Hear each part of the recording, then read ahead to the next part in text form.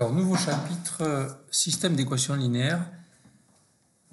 On a vu que des systèmes d'équations linéaires, on en rencontre souvent dans ce cours. Donc là, maintenant, on va voir une méthode pour les résoudre.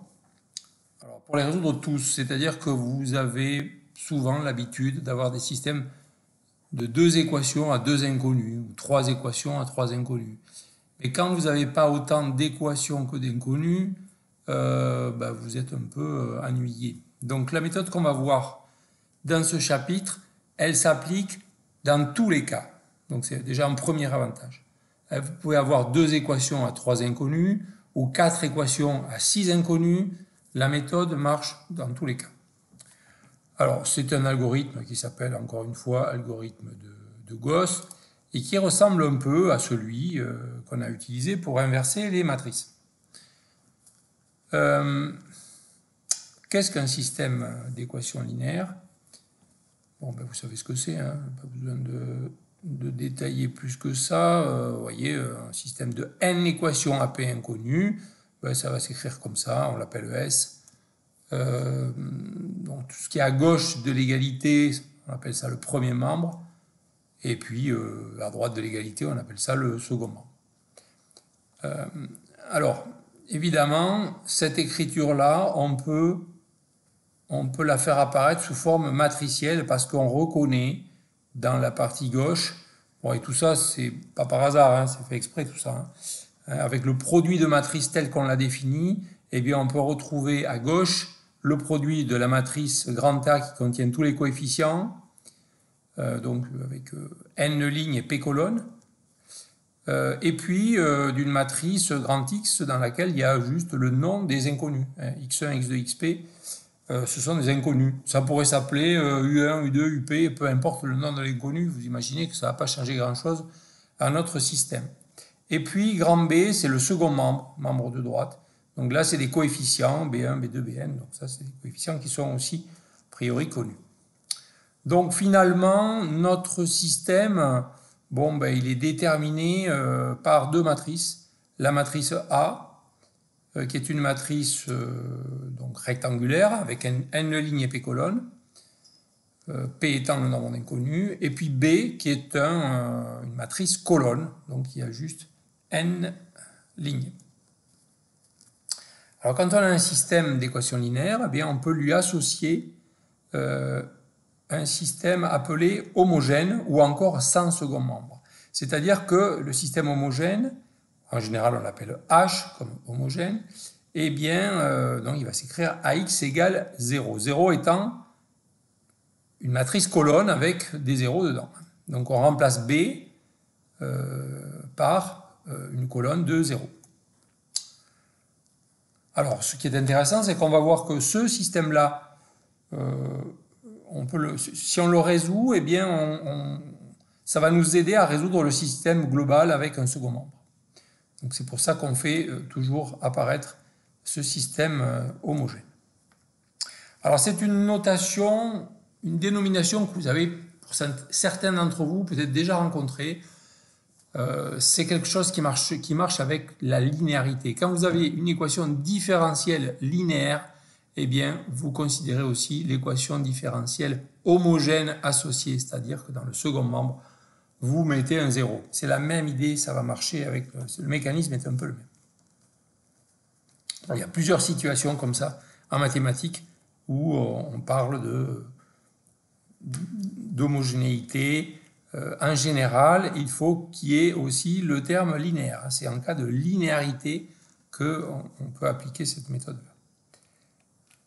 Comment fait-on pour résoudre un système? Alors, l'algorithme, il est décrit un peu plus loin. Il s'appelle l'algorithme du pivot de Gauss. Bon, on dit qu'on échelonne le système avec des pivots et ensuite, ça nous permet de trouver les solutions. Alors, plutôt que de vous décrire directement l'algorithme, qui n'est pas très compliqué, hein, il ressemble beaucoup à celui qu'on a déjà vu. Toujours une grosse boucle et dedans, il y a quelques boucles fortes, mais il n'est pas très compliqué. Je vais vous le montrer donc, à l'œuvre dans un exemple. Donc on va résoudre le système qui a 5 équations et 5 inconnus. On fera plus tard, on fera des exemples où le nombre d'équations est différent du nombre d'inconnus. Alors, quand on a un système, eh bien, la première chose à faire, c'est de l'écrire proprement, c'est-à-dire de bien faire apparaître, donc on aligne, on voit bien ici le second membre, et ensuite on fait apparaître, vous voyez, pour chaque inconnu, on aligne comme ça en colonne, de sorte que, en fait, on peut retrouver la matrice facilement, hein, la matrice grand A telle qu'elle a été définie au-dessus. Vous voyez, là, ça serait en colonne, ça serait 1, 0, 0, 0, 0. Puis ici, il y aurait 2, 0, 0, 0, 0. Et ici, 0, 2, 2, 0, 2, etc. etc. Alors, comment s'y prend-on pour résoudre notre système avec cette méthode de Gauss. Bon, je rappelle que l'objet de ce chapitre, c'est pas de résoudre un système pour résoudre un système. C'est une chose que vous savez faire dans des cas simples. C'est d'acquérir une méthode qu'a priori vous ne connaissez pas, qui s'appelle la méthode de Gauss, qui a plusieurs avantages. Le premier, c'est qu'elle s'applique dans tous les cas. Le deuxième, c'est qu'elle vous permet de trouver systématiquement l'ensemble de toutes les solutions du système. Alors comment fait-on? On prend la première équation et on regarde dans la première équation, est-ce qu'il y a un coefficient pour la première inconnue x. Ici c'est le cas, donc ce x là je l'entoure, ça s'appelle un pivot. Avec ce pivot, grâce à ce pivot, je vais, si c'est nécessaire, l'utiliser pour faire des combinaisons linéaires de mes équations afin de faire apparaître des zéros au-dessous. C'est ce qu'on avait déjà fait pour inverser une matrice. Ici, c'est déjà fait, donc j'ai rien à faire. Donc, qu'est-ce que je fais? J'ai traité cette colonne, j'ai rien fait, c'est déjà préparé. Je passe à la ligne et à la colonne au-dessous, et à partir de cette position-là, et en descendant, je cherche le premier coefficient non nul. Il se trouve qu'ici, il n'y en a pas. À partir de là, si je descends, je ne trouve aucun nombre non nul. Donc, il n'y a pas de pivot correspondant à l'inconnu y. Et donc, je ne fais rien. Je passe à la colonne suivante. Dans cette colonne, à partir de cette ligne, oui, je peux trouver un coefficient non nul. Il est déjà là, c'est 2z. Et donc, je vais utiliser, donc je l'entoure, c'est un pivot, je vais utiliser ce terme-là pour faire apparaître des zéros au-dessous. C'est-à-dire que pour faire apparaître un 0 ici, je vais prendre L3 et je vais remplacer L3 par L3 moins L2. C'est ce que j'ai écrit là. L3 reçoit L3 moins L2. Si je fais ça, les deux Z s'en vont, 2Z moins 2Z. T moins 3T, ça fait moins 2T, et moins U moins U moins 2U. Donc j'obtiens moins 2T moins 2U égale 2 moins 6, c'est-à-dire moins 4. La ligne suivante, c'est déjà fait, il n'y a déjà pas de terme en Z. La dernière ligne, je fais pareil. Donc L5, je remplace par L5 moins L2 et j'obtiens, tout s'en va, 2Z moins 2Z, 3T moins 3T, il ne reste pas grand-chose, 2U moins U, ça fait U, égale 1. Voilà. Donc là, j'ai simplement agi pour faire apparaître des zéros au-dessous du Z, donc c'est le cas. Très bien.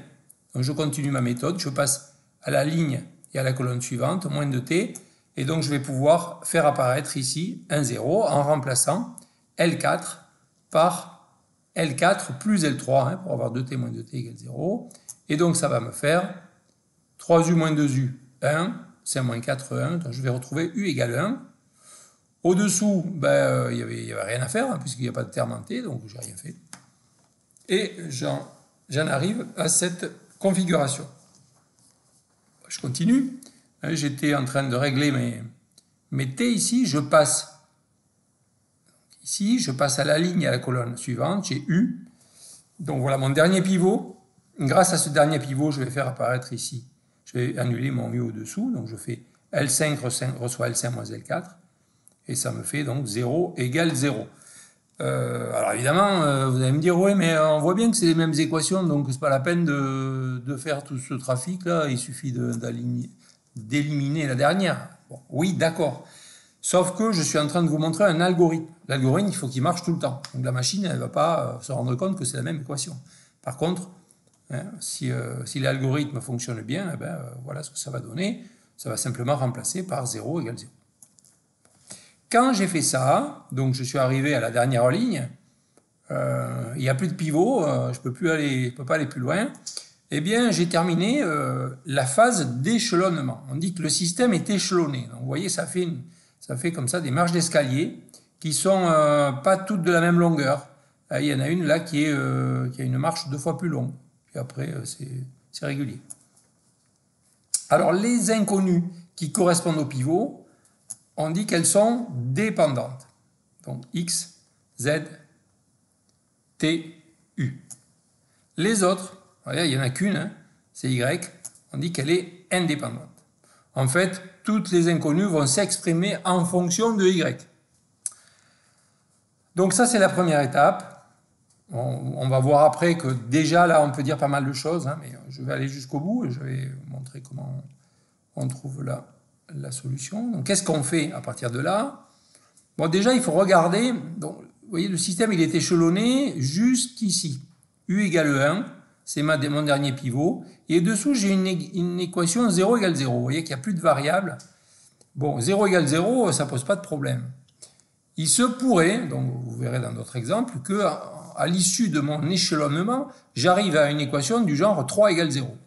Si tel est le cas, ben mon système il est incompatible, il n'a pas de solution, c'est pas possible. Donc ici tout va bien, j'ai 0 égale 0, hein, ce qui ne pose pas de problème, donc on dit que le système est compatible. Dans ce cas, qu'est-ce qu'on fait? Eh bien, on va faire apparaître des zéros au-dessus des pivots si besoin est. Donc là, c'est pas la peine, là, c'est déjà fait, là, il va falloir faire apparaître un 0, et au-dessus, là aussi, faire apparaître des zéros. Alors, bon, je ne détaille pas, hein, mais là, par exemple, vous voyez ici, il faudrait remplacer, pour faire apparaître un 0 ici, il faudrait remplacer L2 par L2 plus 3 demi de L3, hein, pour que ça fasse moins 3 ici, 3 moins 3.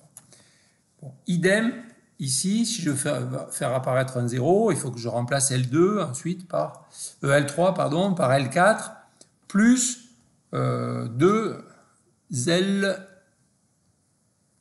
Pardon, il faut remplacer L3 par L3 plus 2 L4 pour que ça fasse moins 2 plus 2, etc. Donc, si je fais ça, j'obtiens un système comme ça. Donc, vous voyez, il n'y a plus rien au-dessus et au-dessous des pivots, il n'y a plus rien.